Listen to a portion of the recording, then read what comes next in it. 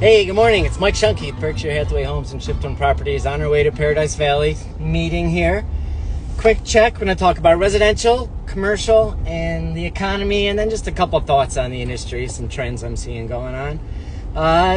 Inventories up a little bit again. We're getting pretty close. Scottsdale, we're almost to 1,500 single-family detached homes, remember. I had a conversation yesterday. Somebody said, I keep reading inventory's high. Remember, a lot of that inventory is new apartment buildings. It's doors you can knock on, roofs over your head.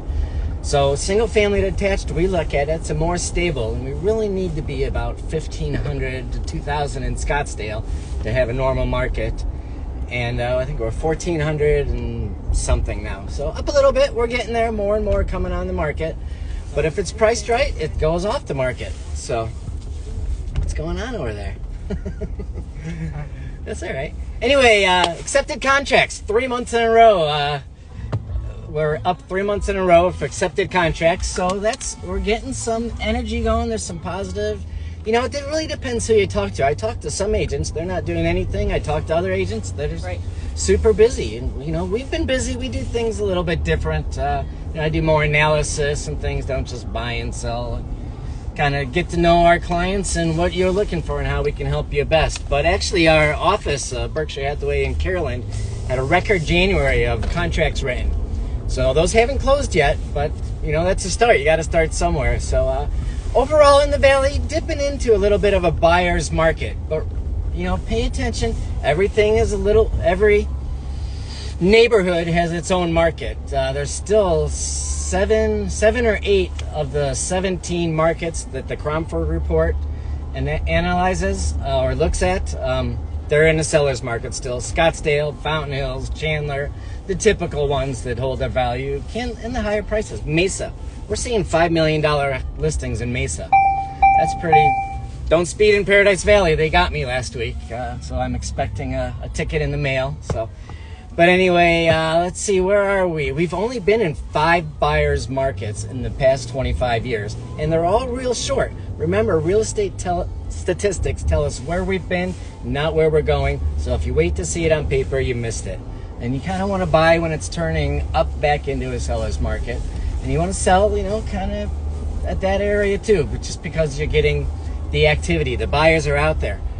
85259 zip code, 85254 are two of the hottest areas, zip codes in Maricopa County right now. Again, higher price range. Interesting, sales over $1 million is up 58% for January compared to last January, and 16% annually. Because interest rates don't matter at the higher end. I even read $2 to $3 million houses, up over 100% for January. Double the amount of transactions closed in January this year than last year. But remember, last year was pretty slow. So that, you know, $1, $2, $3 million, up to $5 million range, it's hot. Even it seems like Paradise Valley, 15 million is the norm now. But anyway, what do we got? Average days on market, 75 days. Remember, what the owner paid is irrelevant. You know, it might have been selling to somebody's brother, somebody's cousin. Just because that person may have got a deal or overpaid, that doesn't matter to today's market right now. The value of an asset is what a ready, willing, and able buyer is willing to pay, and what the seller is willing to let that asset go for. So what happened in the past is relevant. We want to know today, what is the value of that real estate? So, read an interesting article, 6 days. You know, everybody talks about Californians coming to Arizona. It's not 6 days, 6 years after the Woolsey fire, less than 40% of homes in Malibu are rebuilt. It's all planning and held up in planning. Somebody had to install a water tank for their fire suppression system, but they did not have the setback requirements, so the town would not get them a certificate of occupancy. If you don't have a certificate of occupancy, you can't sell that property. So yes, Californians, they are coming. You know, they're calling our phones, and they're a lot of them here, but figuring things out. I also read that fair plan, I guess, insurance in California, they're out of money. So the recent fire there, the other private insurance companies are getting together, and they're helping bail out that California Fair Insurance Company. But they are allowed, legislatively, they are allowed to pass that on to the consumer. So insurance rates in California have always been a problem. They're going to get worse. So another speed camera. Wow, that time of year. Rainy day here in Scottsdale, so it's different. Everybody says yay. I like the sunshine. Okay, so anyway, on a commercial. What do we got? Commercial. We had a state land auction yesterday. What? Rainbow over Camelback there. Arizona state land auction yesterday. There's some big land auctions coming up. Developers in the northwest corner and the southwest corner. And you know, historically, you see the roofs first, the residential, and then you see the commercial properties come in as the infrastructure gets built.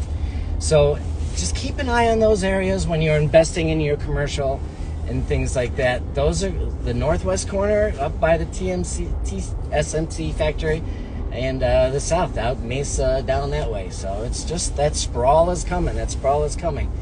Big news in Scottsdale is that Axon project. They want to put in, I don't know where they are now, 1,500, 1,900 residential units along with their headquarters. The citizens got a petition together to fight it. They're going to put it on a ballot to vote. I did see, you know, I'm all for it. I don't really love the, my opinion doesn't matter anyway, but I don't really love the way they're going about doing it. There's a new legislation, some congressman in Sierra Vista, which is down by the border, and somebody in Buckeye. They want to come out, developers, pay attention. They want to prohibit all future referendums on land use that's been approved. Citizens are not going to have a say once the city is approved. So call your congressman and tell them that it cannot happen. Well, that's it. Anyway, commercial, let's see, multifamily starting to come on. I talked to a friend in Texas. He did very well syndicating. Really good at fundraising and buying, putting funds together to buy large multifamily units. He didn't do a deal all last year. He says the numbers are just too tight. He can't borrow enough. His cost of capital is too high to get any kind of return. So he's been pretty quiet. But on the other end, I've got a lot of investor groups that are just itching cash to jump on those multifamily. And you start seeing the big players do that, and then the little mom and pop players start getting involved and getting excited about that. So camera didn't beep that time. Interesting. So multifamily, retail, small retail, I said it last week, still hot. Don't speed. And that always throws me off.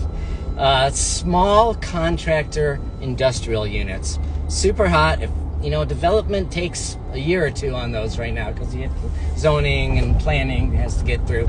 But those are hot. There is land available. You just have to work with a good zoning attorney. We can point you in the right direction. But just remember, all markets are a little bit different. 3 utility companies, they're working on I meant to say, power is the new water here in Arizona. Everybody was talking about the water shortage. There's plenty of water underground in Arizona. It's more of a political play.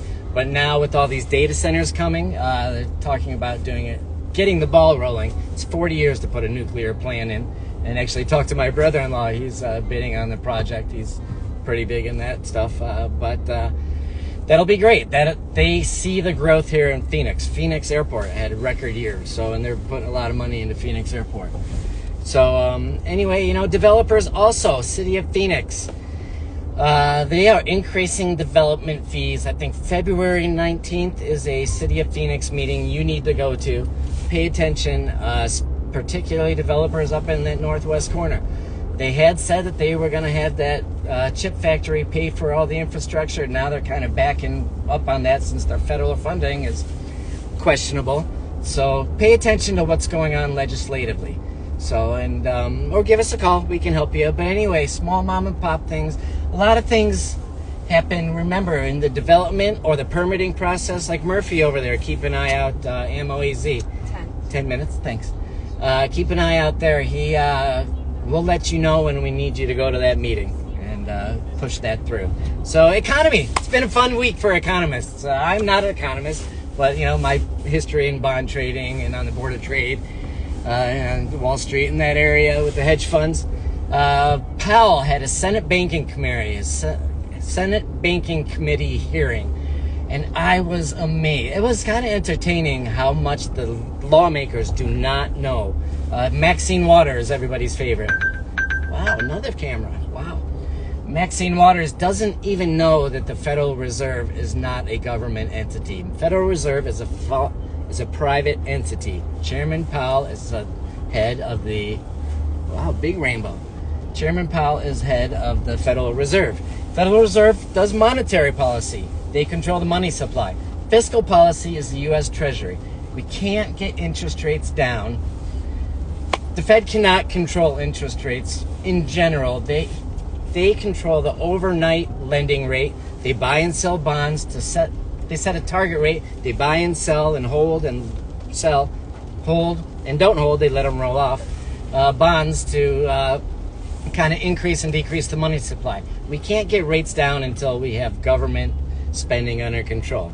Milton Friedman said back in the 80s, there's two ways to get inflation under control. Cut government spending and have solid restraint spending policies. So just remember, monetary policy, that's money supply. Fiscal policy, that is spending, government spending. So you can't have both. Anyway, so rates are where they are. You know, anybody who tells you rates are going down doesn't know what they're talking. And that kind of leads me to pay attention to who you're listening to. There's a lot of bad information. You don't need any credentials to start a Joe's Finance account online and start telling people. You get a lot of followers and people start believing it. Jack Dorsey, I was listening to yesterday, he says we're so inundated by these algorithms that often the truth becomes blurred. And it does, you know, it's who's the loudest shouting. But, you know, nobody knows where these interest rates are going. There's a general feeling of good optimism of in this economy with this administration going. But we'll see. Nobody can predict it. We'll see how that goes. And, yeah, so we've got a busy day. It's raining. We're running around Paradise Valley here. I wanted to touch on some other things, but I'm going to save that for later. Yeah, just about we need to get this professionalism up in this industry. There's 66,000 or whatever agents in the Phoenix market, and I would say there's about 60 that I want to work with that actually know what they're doing. So anyway, that's a story for another time. Have a great day. Be smart. Be safe. We'll talk to you soon. Happy Valentine's Day, and thanks for watching. I appreciate it. Bye.